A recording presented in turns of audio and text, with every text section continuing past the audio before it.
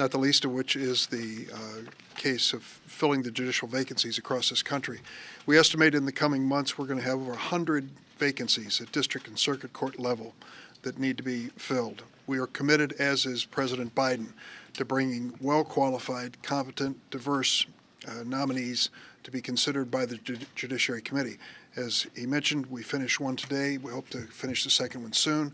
We have 2 other circuit nominees pending before the Senate, who I think are excellent, one for the D.C. Circuit, one for the 7th Circuit, and more to follow. I spoke today at our luncheon encouraging members across the board to put their committees together if they haven't already, and to measure the qualifications of the many people who should be considered for lifetime appointments to the bench. Secondly, we have other issues of great moment. We are in the midst of the very delicate but critically important negotiations on the policing bill, and leading our effort is Cory Booker as subcommittee chair of the crime subcommittee.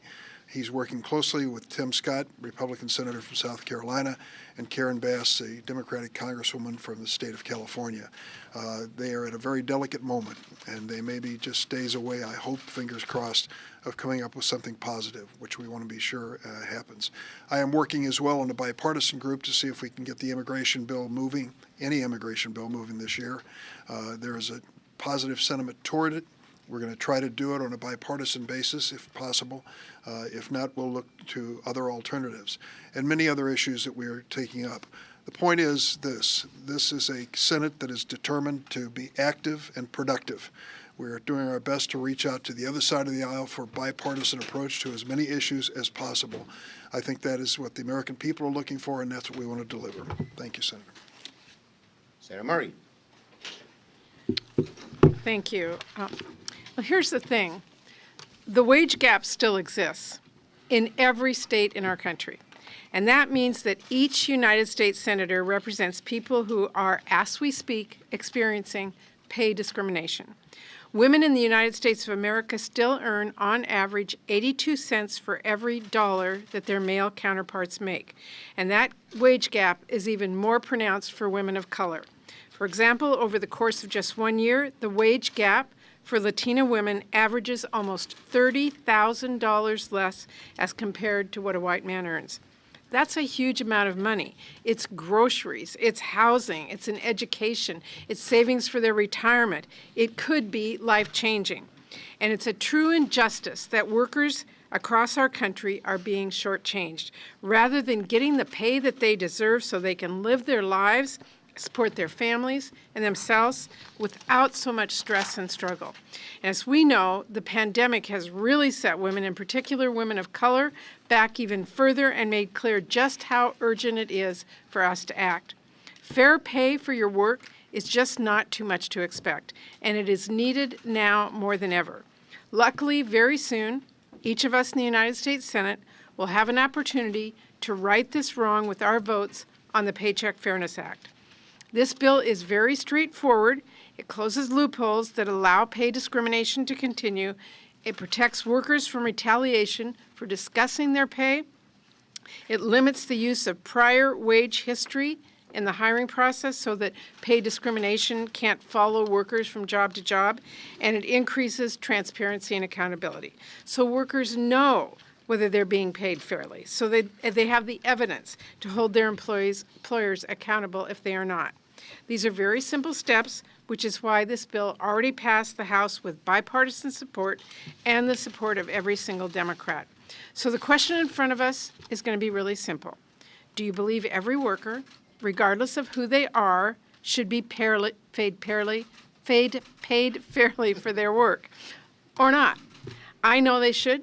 I know that's what Senate Democrats agree with, and I'm really hoping that Senate Republicans listen to their constituents who are experiencing the same wage discrimination ours do, and vote for this very long overdue solution that will help women, it will help workers, and it will help our economy as a whole. Thank you. Thank you, Senator Murray. Senator Stabenow. Well, first I want the orange yes, group that's right. of this leadership as opposed to the blue group. Well, first I want to thank. State colors, blue and orange. Just ignore him. Don't. No. Try as you might. Well, first I want to thank Senator Murray for her work over the years. This is a really important day. It's going to be a really important vote. And frankly, women in Michigan and across America have been waiting long enough. It's time to pass the Paycheck Fairness Act. Consider a Michigan single mom who's raising 2 young daughters. Last year's been tough, trying to do her job remotely, keep track of the kids in terms of school. Meanwhile, if she's anything like the average American woman, she's earned just 82 cents for every dollar earned by her male coworkers doing the exact same job. And if she happens to be a woman of color, she's probably earned a whole lot less. This wage gap means that by the time she retires, she will have earned at least $400,000 less. $400,000 less than the guy in the next cubicle. That's money she could use to pay the bills, save for a down payment on the house, send the kids to summer camp or music lessons for her daughters. And when it comes to retirement, that missing $400,000 even means she receives less Social Security benefits. So this is serious for women in this country. It's unfair, it's wrong, it needs to change now. Now is the time to pass the Paycheck Fairness Act. You know, in Michigan, we tell our daughters that they can be anything they want to be when they grow up. Let's make sure that includes being paid as well as our sons. This question, the real question today is, will our Republican colleagues join us? Will our Republican colleagues join us in standing up for women in this country? I hope they will. Thank you, Senator Stabenow. Questions? The committees this morning put out their January 6th report. I'm wondering how what's in that report and what's not in that report will affect how you'll push for a commission going forward. Well, we do believe there ought to be a commission to go forward. They almost assiduously avoided the words, 2 words that are vital to finding out what happened on January 6th. Donald Trump. The Republicans reportedly didn't want any mention of him at all. And to find out, I think we should find out if other members of Congress participated in this as well. So there's a whole lot. They did a great job on the report, but that deals with the immediate security needs. There's a much deeper and more important, or just as important, story as to how this happened, who was responsible, and what should be done, both to bring them to account and to make sure it doesn't happen again. Yes? You talked about a lot of bills that you're going to bring to the floor, or try to bring to the floor in the next few days, next few weeks, but you didn't necessarily say you were going to pass these bills besides the China and Science Technology bill. Is it really the Democratic agenda? Won't we know here in a couple of weeks if the agenda is stunted? Well, look, we believe America needs big, bold action in a whole variety of areas, and we're going to work hard to get the votes for the biggest, bold action that we can get. And in the past, our caucus has stayed unified and produced that big, bold action for the country. The ARP is extremely popular, even in the most of Republican areas, and we're going to continue to pursue doing just that. Yes, ma'am. Yes, ma'am. President Biden has presented Congress with a budget that proposes running $14.5 trillion in deficits over the next decade. Will Congress ever balance the budget, yes or no?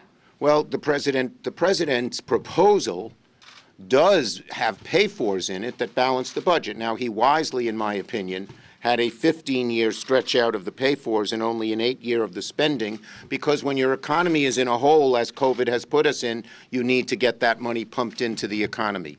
But I believe, no, I believe that he's doing the right thing.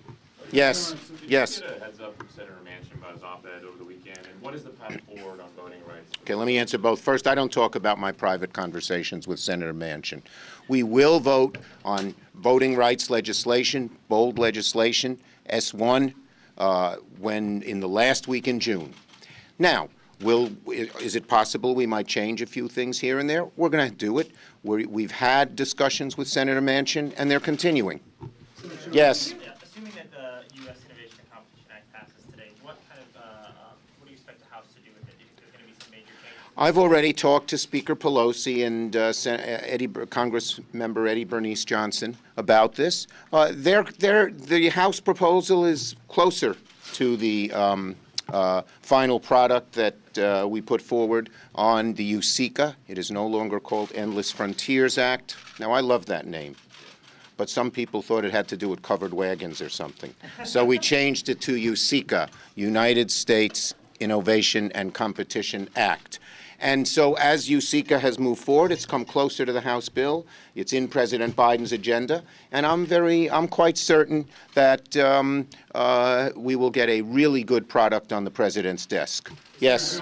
On voting rights, Senator Manchin says that he favors the Jonathan Lewis Voting Rights Act. Would you bring that legislation to the floor? Well, I don't know if you heard, but Speaker Pelosi put out a letter to her colleagues just a couple hours ago that said S4, because of its constitutional difficulties and upcoming court cases, will not even be ready by the fall. So we're going to put S1 on the floor. As I said, we're open to changes and modifications as long as it does the job. Okay? Last question. No, not you, Manu. You had one last week. Are you confident that this bipartisan group of senators, including Senator Manchin and Senator Sinema, who are working on a new infrastructure proposal, will present something that reflects the views of your caucus? Well, look, we're pursuing a two-path proposal. On the one hand, there's bipartisan negotiations, and those are continuing. The first were between President Biden and Senator Capito with just Republicans. Those seem to be running into a brick wall. But a bipartisan group led by Senator Sinema, and I think Senator Portman is the lead Republican, are trying to put something together that might be closer to what the president needs. And so that's good. But that's not going to be the only answer. We all know as a caucus we will not be able to do all the things that the country needs in a bipartisan way. And so at the same time, we are pursuing the pursuit of reconciliation. And that is going on at the same time. And it may well be that part of the bill that will pass will be bipartisan, and part of it will be through reconciliation. But we're not going to sacrifice the bigness and boldness in this bill. We will just pursue two paths, and at some point they will join. Thank you, everybody. Thank you. Hey, Senator Durbin. Durbin. Can we grab him? Can we talk about it? Seems to be ready. Didn't say isn't recalled, but it says seems to.